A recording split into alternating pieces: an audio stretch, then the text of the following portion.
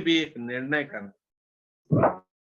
जब तक हम लोग ऐसा निर्णय ना लें, तब तक हम प्रभु के पीछे नहीं चल पाए। जो कोई अपने परिवार को, घर को और स्वयं को, हाँ, अपना क्रूस उठा करके ना आए, तो वो मेरे योग्य नहीं है। अगली स्लाइड में हम जाएंगे। हाँ, समय नहीं, किस पर ध्यान दिया? अनंतता पर ध्यान दिया। देखिए, समुन्दर में कितना पानी है, आपने देखा होगा, लेकिन ये संसार जो है एक बूंद के समान है और अनंत जीवन समुन्दर के समान। यहाँ का जीवन थोड़े समय का। मनुष्य की आयु इस समय 70 वर्ष की है, कुछ लोग थोड़ा ज्यादा जी जाते हैं, लेकिन अनंत जीवन, अनंतता पर ध्यान दिया। इस संसार पर नहीं, समय पर नहीं।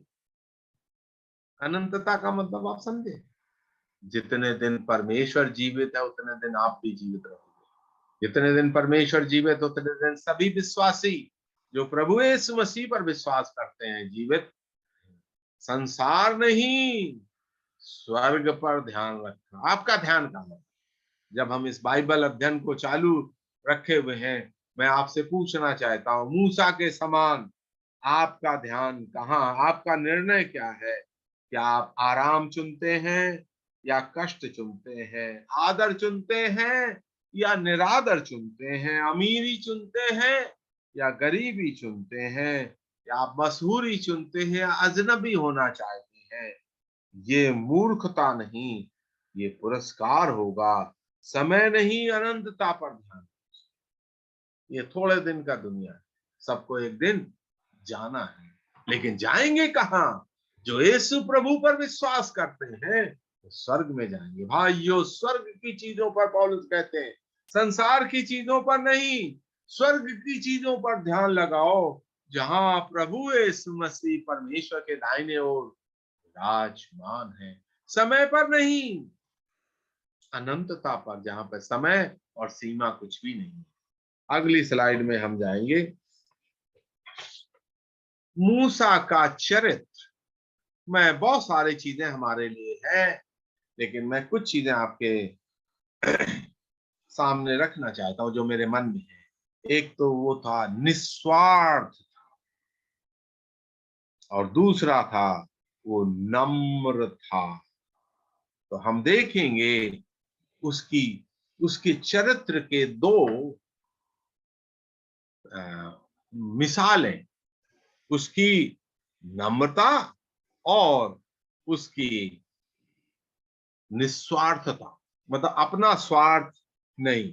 तो हम पहले निर्गमन की पुस्तक 12 अध्याय को से लेके का 1 से 8 वचन पढ़ेंगे। निर्गमन की पुस्तक उसका 12 अध्याय 1 से 8 वचन हम पढ़ेंगे। यहाँ पर एक विवरण है निर्गमन की पुस्तक, गिनती की पुस्तक 12 अध्याय 1 से 8 वचन। गिनती की पुस्तक उसका 12 अध्याय 1 से 8 वचन मैं आपको पढ़ के सुना रहा हूं। मूसा ने तो एक कूशी स्त्री के साथ विवाह कर लिया था, सो मरियम और हारून उसकी ब्याहिता कूशी स्त्री के कारण उसकी निंदा करने लगे।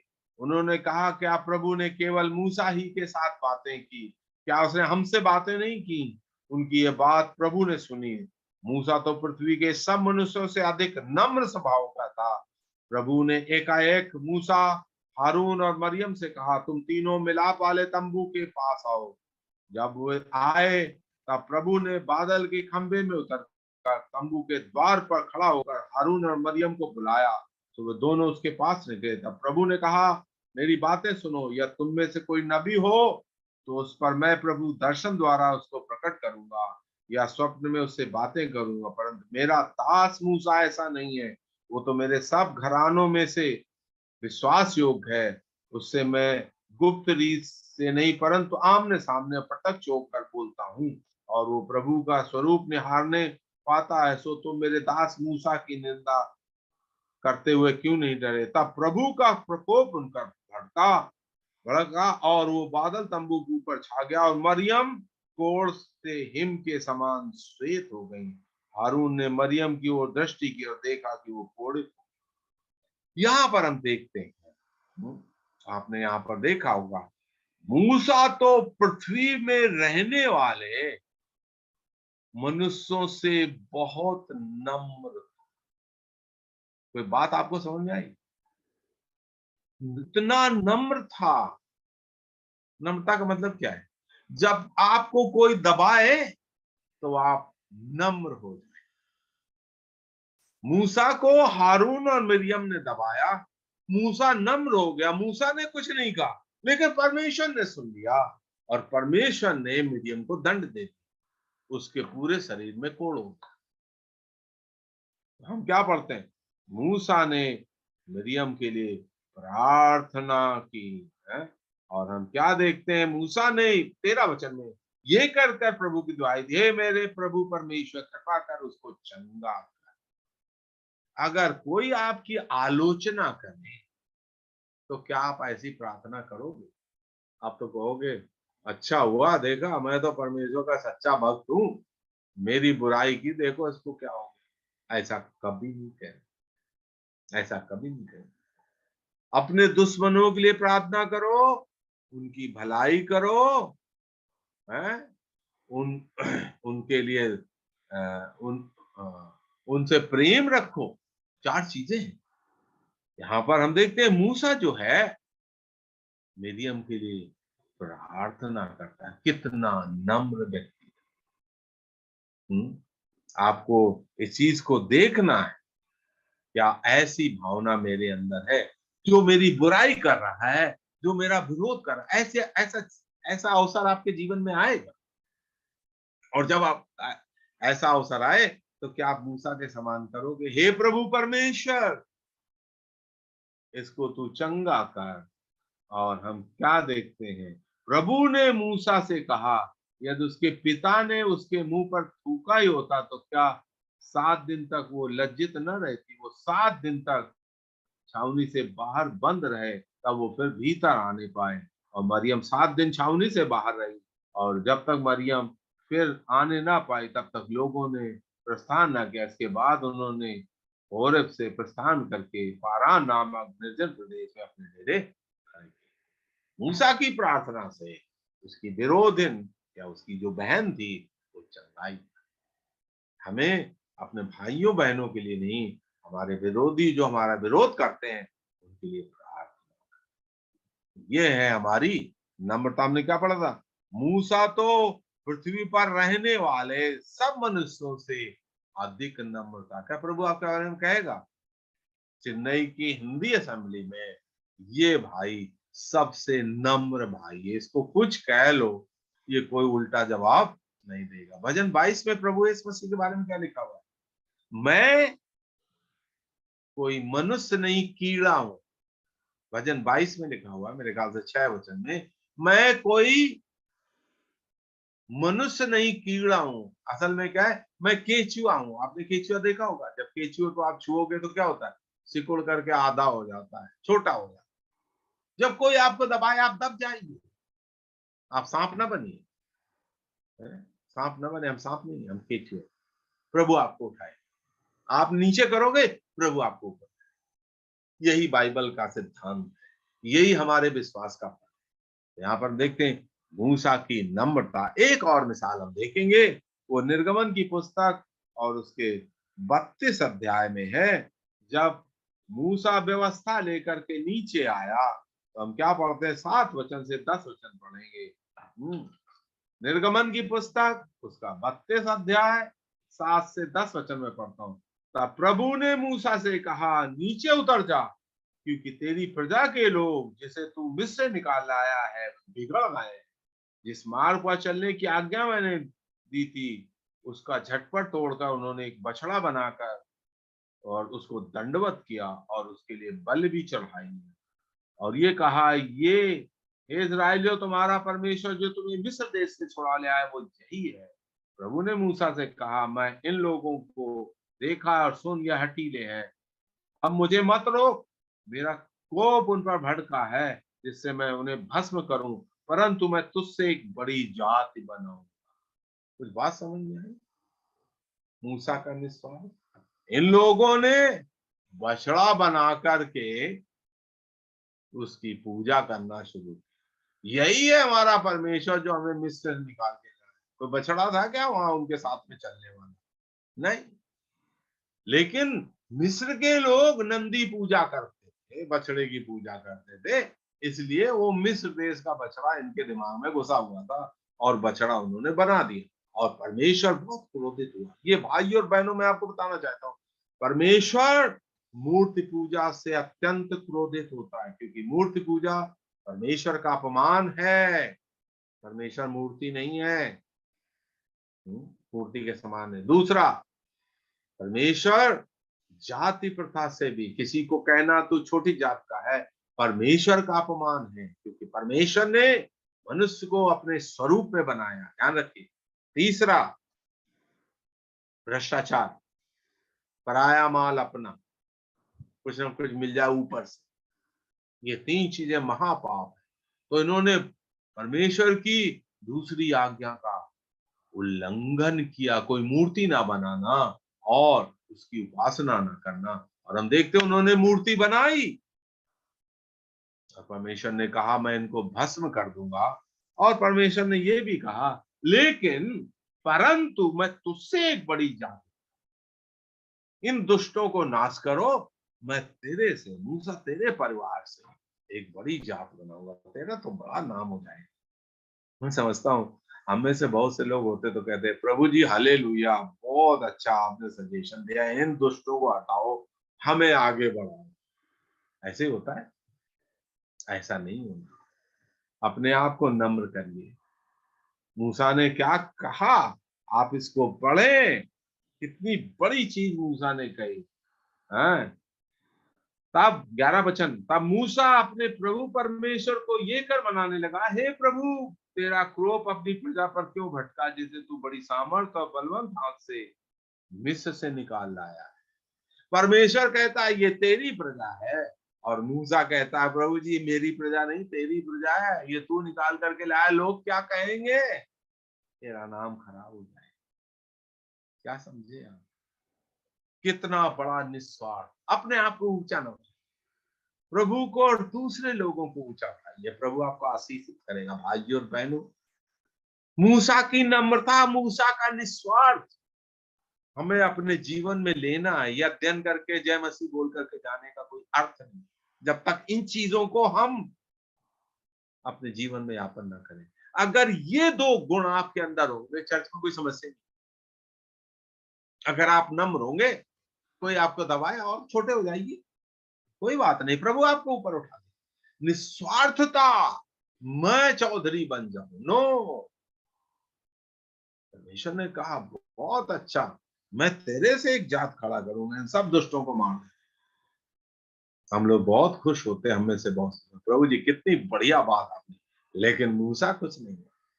मूसा ने कहा प्रभु ऐसा कभी ना हो, ये आपके लोग हैं, ये परमेश्वर के लोग हैं। भाइयों बहनों, जितने लोग प्रभु यीशु मसीह को ग्रहण किए वो परमेश्वर के लोग हैं।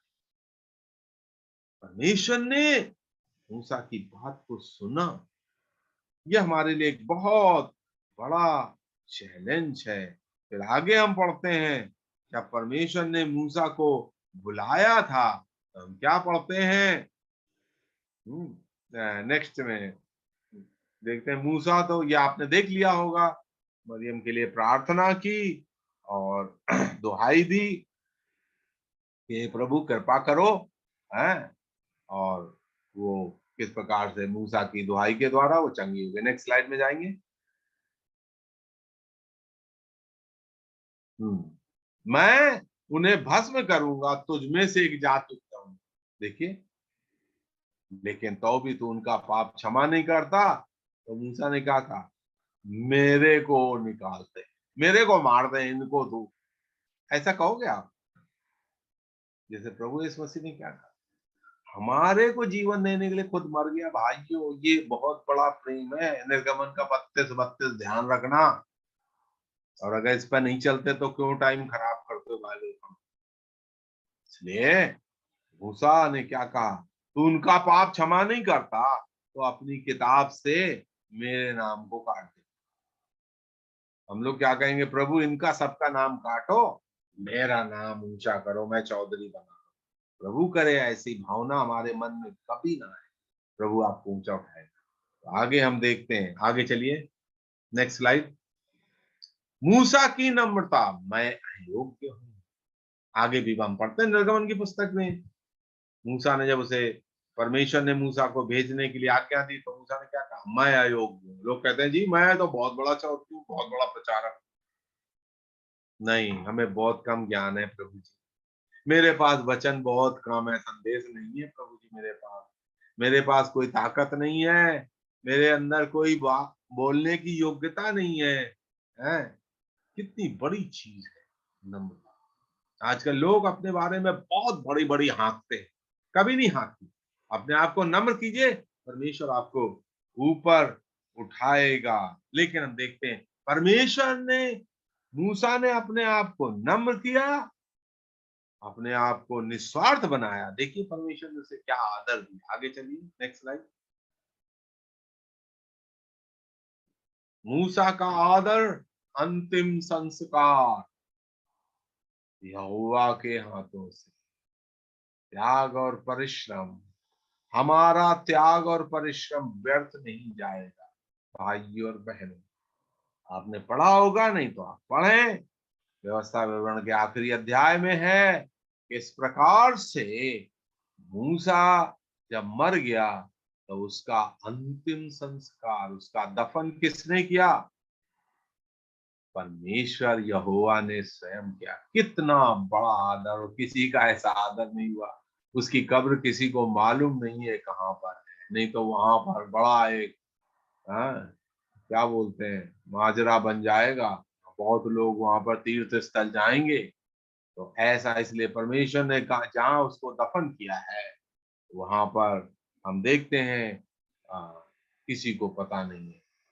हम देखते हैं उसका जो त्याग था, उसकी जो नम्रता थी, उसका जो निस्वार्थ था, वो व्यर्थ नहीं गया। यहोवा परमेश्वर के हाथों उसका अंतिम संस्कार हुआ। और हम क्या पढ़ते हैं, जब प्रभु यीशु मसीह करीब 1500-1600 साल बाद इस पृथ्वी पर आए तो रूपांतरण पहाड़ पर, है, रूपांतरण पहाड़ पर प्रभु यीशु का दर्शन पाया और वार्तालाप, राजमहल छोड़ा, स्वर्गीय महल मिला। कोई बात आपको समझ में आई? कितना बड़ा भाग्य था। एलिया और मूसा प्रभु के रूपांतरण पहाड़ में प्रभु से बात कर रहे हैं। उसका शरीर तो उधर दफन है, लेकिन उसकी आत्मिक शरीर, उसकी आत्मा, और वो शरीर जो प्रभु एक नया शरीर देता, वो उसी शरीर में आए और लोगों ने पहचान लिया ये मूसा है और ये एलिया। कितना बड़ा आदर, समझिएगा। देखते हैं उसने राजमहल छोड़ दिया तो क्या मिला उसको, स्वर्ग में महल मिला। मैं तुम्हारे लिए स्वर्ग में स्थान तैयार करने जाता हूं, तुम्हारा दिल ना घबराए, व्याकुल ना होना। जब संसार में दुख तकलीफ आए, व्याकुल ना, थोड़े दिन का संसार है, मैं तुम्हारे लिए स्थान बनाने जा रहा हूं, और जब बना लूंगा तो मैं तुम्हें ले जाऊंगा। प्रभु आने वाला है और हमें लेके जाएगा। हमारा परिश्रम हमारे प्रभु में कभी व्यर्थ न जाएगा। भाइयों, मूसा के जीवन से जो हमने सीखा है उसको हम अपने जीवन में उतार लें। हम उसको सुने ही नहीं, सुन करके उस पर कदम रख करके चले, और परमेश्वर ने जैसा आदर मूसा का किया था वैसा ही आदर आपका करेगा। क्योंकि परमेश्वर जो उसको खोजते हैं, जो उसके पीछे चलते हैं, उनको सही प्रतिफल देता है। हमारा परमेश्वर विश्वास योग्य और धर्मी है।